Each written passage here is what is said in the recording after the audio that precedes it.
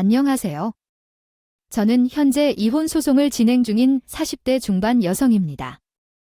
이혼 소송 중에 속마음을 털어놓을 곳이 없어서 이렇게 사연을 보내게 되었습니다. 아이들에게 이야기를 했더니 엄마로서 너무 무책임한 행동인 것 같고 그냥 혼자서 끙끙 앓다가 살려고 사연을 보내봐요. 어디든 제 이야기를 좀 하고 싶어서 말이에요. 이 사연을 듣고 계시는 여러분 중에서는 결혼도 하시고 자녀도 있는 분들이 있겠죠. 저도 그렇습니다. 저는 현재 10대 남자 아이 2명을 키우고 있어요. 이혼 소송을 하는 중에 처음부터 제가 아이들을 데리고 있던 건 아니었어요. 전 남편과 별거를 택하면서 제가 그 집에서 나왔거든요. 전 남편이 아이들을 두고 가라고 하더라고요.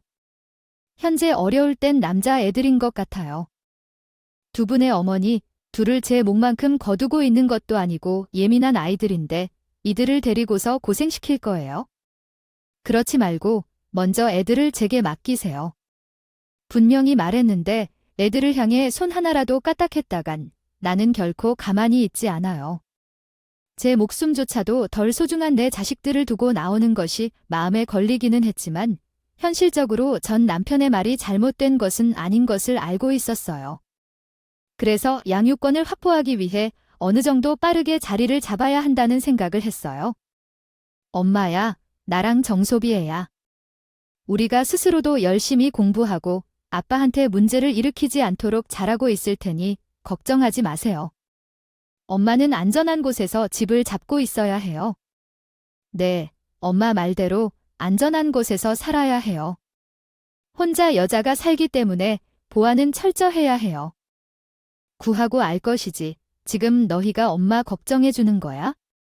우리 아들들이 다 컸네. 엄마, 너희가 걱정 안 할게. 보안 잘 되는 것으로 집을 구할게.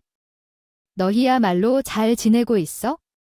못난 어른들보다 훨씬 속 깊고 마음씨 착한 우리 아이들.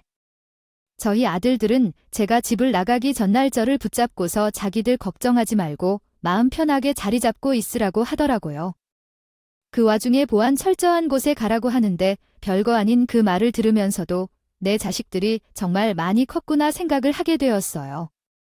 하지만 아무리 컸다 해도 엄마 노는 자식들은 늘 어릴 적 그 모습이잖아요. 저는 아이들한테 연신으로 당부를 했었어요. 무슨 일이 있으면 엄마한테 바로 전화해. 필요한 거 있으면 엄마한테 이야기하고 너희 아빠한테 써 있어. 소리를 들으면서 용돈 받지 마. 용돈 정도는 엄마가 챙겨줄 수 있어. 엄마가 정말로 우리에게 용돈을 줄 수 있는 거야? 아빠가 알게 되더라도 뭘 하든지 어떻게 할지. 이제 아빠가 무엇을 말하건 상관없어.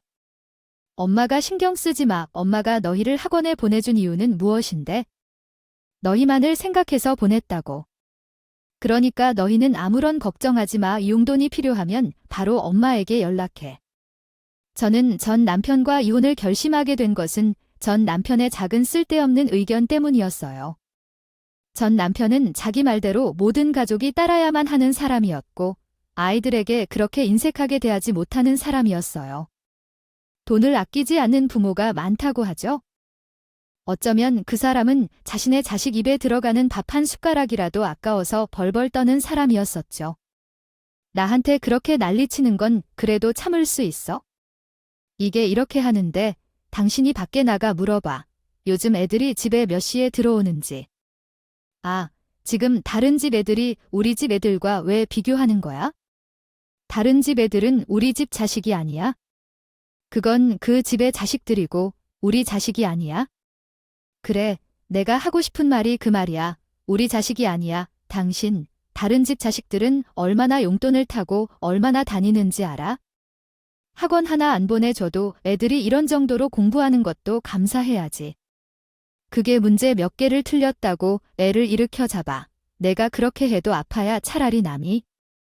결혼을 하고 아이들을 낳기 전까지만 해도 전 남편과 저는 그냥 흔한 부부처럼 이따금 투닥거리고 화해를 하며 그런 생활을 했었어요.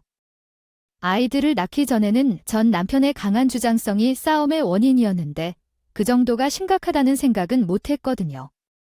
하지만 아이들을 낳고 나니 전 남편은 그냥 독재자나 다름없었어요. 게다가 남자아이 둘을 낳아 놓았으니 집에서 군대 놀이를 하려는 듯 했어요. 정말 사이 좋은 아빠와 아들들 사이의 장난이 아니라 말 그대로 집안에서 간부와 병사처럼 지내기 시작했어요. 너 당장 10분 안에 집으로 튀어와. 이거 어디서 저녁까지 돌아다녀. 동생까지 끌고 당장 튀어와. 그래 말이야. 학생 주제야. 이런 건방진 태도를 취하더군요. 아이들을 불렀던 방식이었어요. 이 인간이 자식 새끼 그 인간 아이들의 이름을 제대로 불러준 것이 손에 꼽힐 정도일 거예요. 그 와중에 더 어이가 없는 것은 전 남편이 노발대발하며 아이들에게 빨리 들어오라고 난리를 쳤던 그 시간은 고작 저녁 시였다고 해요. 아이들이 중학교 수업을 마치고 나서 친구들이랑 간식을 좀 먹고 수다를 잠깐 떨다 보면 훌쩍대는 시간이죠. 그것을 뻔히 알면서도 그 인간은 너희가 정신이 제대로 박힌 것들이며 어떻게든 시간 약속을 지켰다는 소리를 하면서 아이들을 쥐잡듯이 잡아 달래었어요. 그것을 보는 제가 마음이 좋겠느냐 고요아. 당신이 중학교 때 꼴통집 타고 다녔던 것을 가지고 우리 아이들도 그럴 거라고 생각하지 마세요. 아이들이 당신인 줄 알아요. 어쩌다가 아이들이 자다가도 당신들어 소리를 들으면 경기가 벌어질 정도로 일어나요. 내 새끼들한테 한 번 더 말해봐. 함부로 행동하지 마라. 당신이 그렇게 가르치고 계시니까 아이들은 아빠의 말을 귀로도 안 듣잖아. 귀로도 안 듣는 아이들이 어떻게든 아빠의 말을 따르겠다 해서 공부하는데 그만큼 애를 쓰는데 당신께 농담조차 건네려고 애를 쓰는데 확실히 말해. 가족들의 말조차 귀로도 안 듣는 건 아이들이 아니라 당신입니다. 그래서 어릴 때 집에 들어오기 싫어했을 거예요. 집에 들어가면 엄마와 아빠가 싸우는 소리를 들어야 했기 때문이죠. 아이들에게 미안한 마음도 없는 건가요? 전 남편은 결국 너무한 일로 선 넘었다고 했어요. 학원비가 아깝다면서 자기들의 열정만 가지고 공부하면 되라고 했을 때 전 남편은 아이들을 학원에 보내는 것도 너무한 것 같다고 생각했는데요. 용납하여 않았죠. 내가 본 돈으로 애들한테 해주는 거니까 당신은 좀 아무 말도 하지 마. 애들한테도 어떤 소리도 하지 말고 아유 안 한다고 했잖아. 당신은 참 돈 쓸 때 어지간히 없나 보다. 중학생이 공부 조금만 하면 당연히 상위권에서 노는 건데 그걸 뭘 학원을 보내냐. 그 녀석들 둘 다 학원 다니면서 상위권에서 겨우 맴도는 거 보면 아, 공부머리 소질 없는 거야? 아 제발 좀 말 좀 그렇게 하지 마. 애들한테 말 좀 예쁘게 하라고. 아니다. 됐어. 그냥 당신 애들한테 아무 말도 하지 마. 웃돌의 친구들 다 학원 다니는데 우리 아이들만 안 다니니 친구들이랑 어울릴 시간도 없더라고요. 더 큰 아이나 작은 아이 둘 다 공부에 욕심이 있었기 때문에 저는 직장 생활하면서 제가 번 돈으로 아이들 학원 하나씩 보내줬어요. 미술 학원도 다니고 싶어 했지만 제가 버는 돈으로 아이 2명의 학원비를 내봐야 했기 때문에 더 이상은 보낼 수 없었죠. 그럼에도 전교 상위권의 성적을 유지하는 데 있어 전 남편은 매우 당연하게 여기더라. 그러던 중에 큰 아이가 성적이 조금 떨어지는 시기가 있었죠. 사춘기가 와서 그럴 수도 있다고 넘기면 될 것을 전 남편은 결코 가만히 있지 않았어요. 아니, 여러분 어떤 사람도 매번 잘할 수는 없고 때로는 잘못할 때도 있는 것이 자연스러운 일이죠. 그런데 그것을 가지고 그 인간은 결국 큰 아이와 작은 아이에게 매를 들고 말았어요. 좋게 말하자면 매라고 표현한 거예요. 어디 깡패들도 사람에게 그렇게 행동할 것 같지 않을 거예요. 엄마, 빨리 집으로 와. 아빠 난리 났어. 형이 성적표를 가져왔는데 아빠가 그것을 보고 엄청 화를 냈어. 났다니까 빨리 와, 엄마. 형, 진짜 큰일 날 것 같아. 나도 지금 도망쳐 나와서 전화하는 거야? 제가 직장에 있는 작은 아들이 숨 넘어갈 듯한 목소리로 전화를 해왔어요. 형이 큰일 날 것 같다고 당장 뭐라고 하는데 하늘이 까맣게 보이더라고요. 더군다나 작은 아들이 도망치듯이 뛰쳐나와서 전화를 했다고 해요. 내 자식들한테 대체 무슨 일이 생긴 걸까? 정말 미쳐버릴 것 같았어요. 그렇게 동료들한테 양해를 구하고 집으로 달려가 봤더니 세상에 우리 큰아들 앉지도 못하고 제대로 서 있지도 못해. 어찌 발을 모르고 있더라고요. 남편에게 난리치기 전에 당장 아들 아이부터 챙겨야 할 것 같았어요. 작은 아이도 큰 아들도 엉덩이랑 허벅지 뒤가 심하게 상처가 들어서 부어 있었어요. 너희들, 엄마 왔다. 이렇게 장문의 텍스트는 해석하기가 다소 어렵지만 아래의 각 문장을 보다 명확하게 정리해 보겠습니다. 이거야 이거 어정쩡하게서 가지고 아픈 척을 하고 있어 이 자식들아. 아빠 학교 다닐 때는 이 정도는 매일 같이 맞았어. 요즘 학교에서 학생들이 매제 안 하니까 애들이 개념이 없는 거라고. 아이들이 아파하건 말건 자기 화났다고 아파서 비틀거리는 아이들한테 소리를 지르는 남편을 보면서 저는 거기서 이혼을 해야겠다고 결심했어요. 그리고 바닥에 놓여있는 골프채를 집어들어 거실장에 있는 전남편이 아주 아끼는 양주를 다 깨부셨습니다. 당연히 전남편은 난리가 났었죠. 뭐 하는 거냐고 말이에요. 저는 그 사람이 그렇게 소리를 지르는 것에 눈 하나 깜짝 안 하고 저벅저벅 걸어가 그대로 골프채를 휘둘러서 전남편 턱 밑에 가져다 댔어요. 아주 위협적으로 말이에요. 뭐야, 지금 당신 나한테 뭐 하자는 거야? 각 문장을 분리하여 보다 명료하게 해석되었습니다. 미쳤나? 이거 얼마나 추워. 나는 너랑은 못 살 것 같아. 내 자식들을 너 같은 사람 밑에서 살게 하고 싶지도 않아.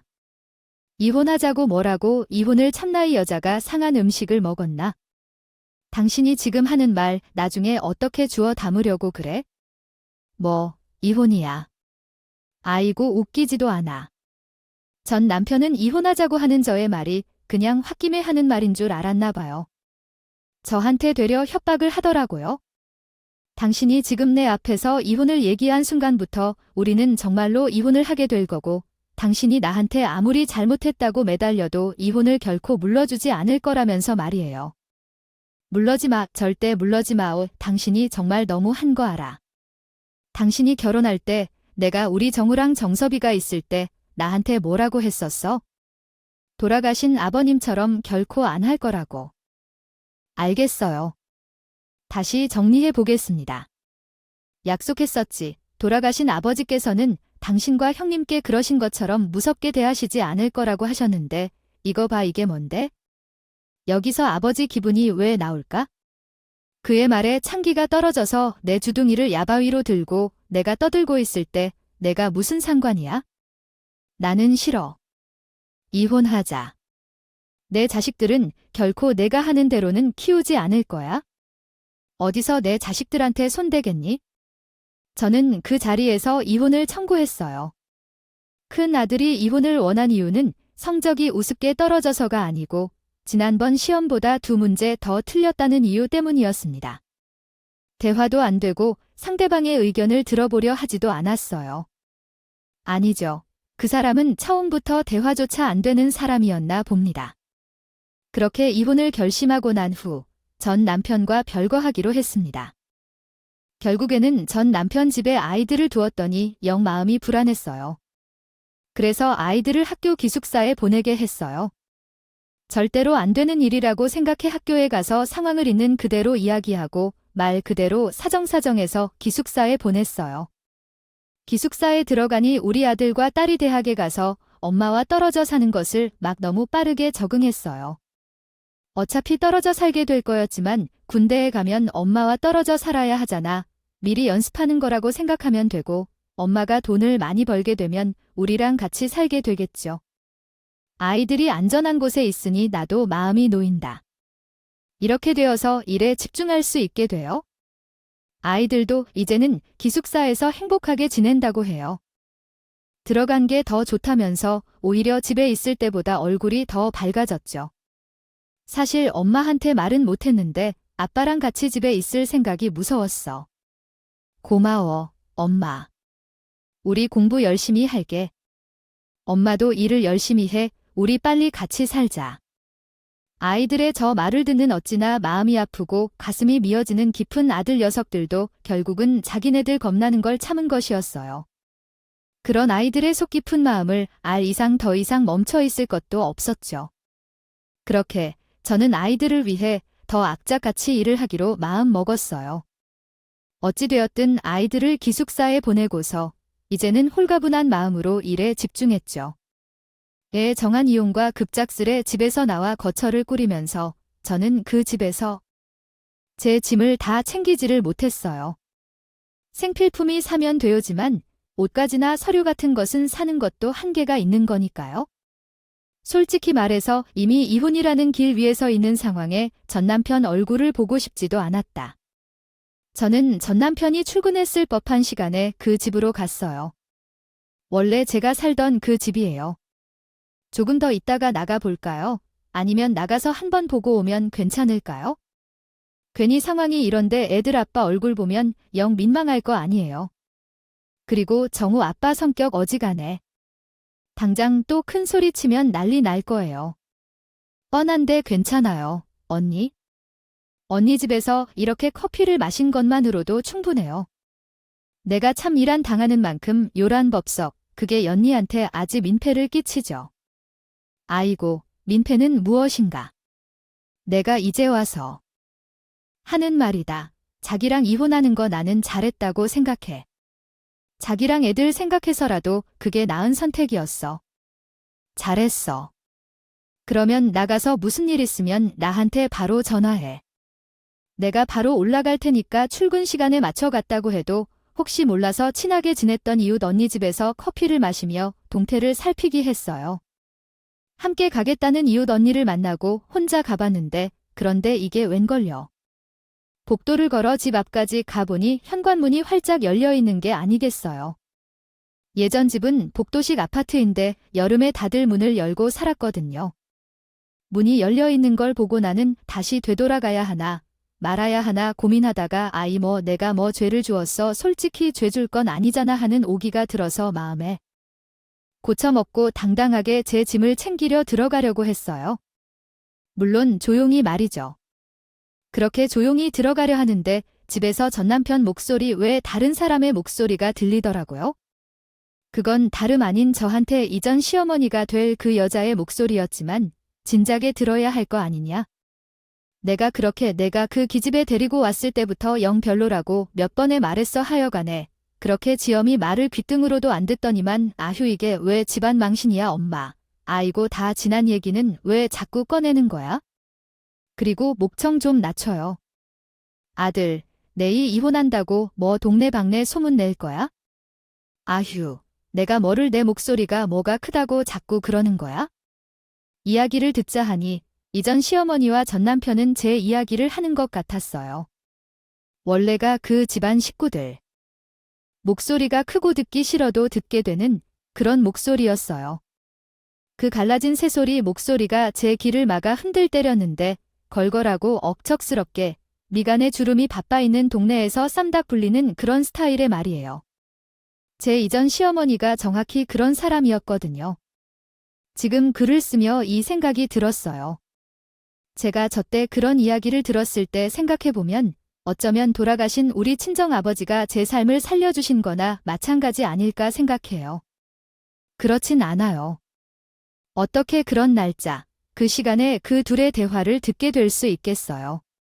타이밍이 기가 막히죠. 전에 조상이나 신이 있는지 의심했던 생각을 하면서 살았지만 다시 한번 느낀 건 나를 도와주는 누군가가 있다는 거예요. 왜냐하면 이전의 시어머니와 전 남편의 대화 내용이 너무 쇼킹했던 이야기였어요. 아무튼 너 명신에게 끼집한테 재산 분할해줄 필요가 없어. 뭐 한다고 재산 분할해줘? 어디서 말이야. 지서방 만나서 잘 먹고 잘 산 걸 모르고 말이야. 이혼을 하자고 그래. 겁도 없이 건방진년 같으니라고? 이거 하나 먹이면 이혼할 필요도 없이 깔끔하게 일 다 끝나는 거니까 너는 내 말대로 해. 이전 시어머니의 말을 듣는데 갑자기 과거가 떠올랐어요. 제가 이혼을 하겠다고 했을 때 시어머니가 보였던 그 반응과 억지로 갖게 된 식사 자리에서 이전 시어머니가 제게 했던 행동이거든요. 아이고, 살다 보면 이런 일도 있고 저런 일도 생기고 하는 거지. 너 이제 조금만 있으면 애들 둘 다 금방 대학 가고 군대 가고 취직하고 그러면 늙은 시어머니가 귀하 두 분뿐이신 거군요. 그런데 왜 이혼을 하려는 거죠? 이혼을 하겠다고 말했던 날 이전에 시어머니께서 저희 집에 찾아와서 전 남편과 저를 설득하려 하셨었어요. 퇴근하고 집에 돌아오니 이미 시어머니께서 오셨더라고요. 그래서 어떻게 오지 말라고 할 수도 없었죠. 늙은 시어머니는 식탁을 풍성하게 차려놓고 음식을 준비해 놓았다고 해요. 아이를 낳고 한 달도 안 된 저에게 제사상을 차리라고 난리를 쳤던 사람이 맞아요. 자기 아들이 이혼하게 되어서 태도가 바뀐 것 같았어요. 친절하게 웃으시면서 맛있는 밥을 먹으며 대화를 나누려는데 정말 어이가 없었죠. 저는 그러한 시어머니의 앞에서 이혼을 굴릴 생각이 없다고 했었어요. 어머니께서 무슨 말씀을 하시려는지 알겠지만 제 마음은 이미 결정돼 있어요. 굳히셨어요.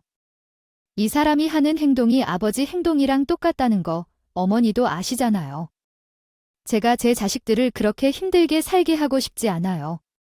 제가 저렇게 말하자 이전 시어머니께서 발끈하더라고요. 그렇게 사람을 추측하면서 음식까지 차려두었지만 다리 안으로 굽는 건 숨길 수 없겠죠. 자신이 원래 갖고 있던 그 거지 같은 성격이 어디 숨겨져 있는지. 그렇게 저한테 살갑게 굴던 도중에 얼마 가지 못하고 본색을 드러낸 거였어요. 아이고, 그러면 너는 뭐 해야겠어요? 내가 먼저 이혼하자고 아버지가 이야기했으니까 외부 자료 같은 건 요구를 안 하겠네. 찾아보니까 유책 배우자와 이제 그런 거 아닌 이상 딱히 약을 찾아볼 것도 없는 것 같고 너도 참 늙어서 사서 고생하라고 할 텐데. 그래도 너를 생각해서 이혼 말려고 한 건데 내가 기억하겠다니 뭐 별수. 이렇게 다시 쓸 수 있습니다. 있냐? 이왕 결혼할 거면 그럼 위자료나 재산 분할 이런 거는 받지 않을 거라고 각서라도 해 쓰는 거니까? 이왕 해놓은 거니까 해야지. 이거 먹어라. 막내 식사일 테니까. 모르겠는데 저 때는 이전 시어머니가 제게 했던 그 말이 정확히 뭔지 몰랐었어요. 무슨 뜻을 담고 있는 말인지 몰랐던 거죠. 이전 시어머니가 이야기했던 그 마지막 식사라는 게 전 남편과 제가 이혼하게 되면 앞으로 볼 일이 없으니 그런 의미에서 마지막 식사라고 하는 줄 알았는데 그게 아니었더라고요. 앞에 놓인 국을 몇 숟가락 떴을 때쯤 음식에 이상한 맛도 나고 냄새도 묘하더군요.